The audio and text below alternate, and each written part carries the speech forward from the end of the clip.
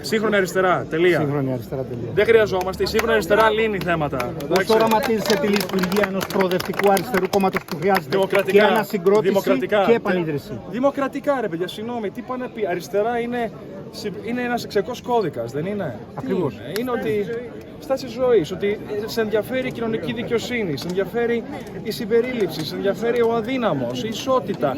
Η παλιά αριστερά ήταν για την προκοπή του τόπου. Έτσι δεν είναι? Λοιπόν, άρα τι λέμε τώρα? Εντάξει, τι λέμε τώρα? Μακάρι εγώ το έχω πει και το λέω και για σένα, Μιχάλη Χαιρετάκη, ότι έπρεπε να υπήρχαν προκριματικά ψηφοδέλτια. Εσύ ποτέ δεν έπρεπε να ήσουν σε αυτή τη θέση στην οποία μπήκες από το κόμμα.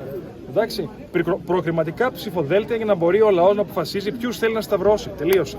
Εντάξει, δεν θέλω αυτή τη δύναμη. Δεν θέλω. Άμα είμαι πρόεδρός σας, θέλω εσείς να με ελέγχετε.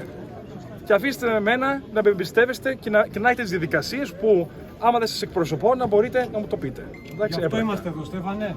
Γιατί θέλουμε δικαιοσύνη και να εννοείται η δικαιοσύνη. Έτσι. Όχι μόνο να έχουμε το ΔΕΛΤΑ και να μην εφαρμόζουμε οι ίδιοι μας στο σπίτι τη δικαιοσύνη. Ακριβώς. Να φτιάξουμε πρώτα το σπίτι μας, το αξιακό μας κώδικα να τον επιβάλλουμε μέσα μας και μετά θα τον προσθέξουμε. Ακριβώς. Οπότε τώρα θα ακουμπήσουμε πάνω σου, Στέφανε. Θα ακουμπήσουμε πάνω σου. Σύντροφοι, υπάρχει πάλι ελπίδα. Υπάρχει ελπίδα. Υπάρχει πάλι ελπίδα. Υπάρχει ελπίδα, υπάρχει όραμα. Γιατί να μην αντέξω, για πες μου. Εγώ είμαι ο μόνος από αυτούς ο οποίος δεν φοβάται να χάσει. Εντάξει. Και δεν έχεις ανάγκη. Όχι, έχω ανάγκη, γιατί είναι μεγάλη στιγμή για μένα και έχω ανάγκη να αποδειχθεί ότι η κρίση μου είναι σωστή. Εντάξει, έχω ανάγκη. Μα άμα με κατακρίνουν, το μόνο που κάνουν είναι ότι φοβούνται.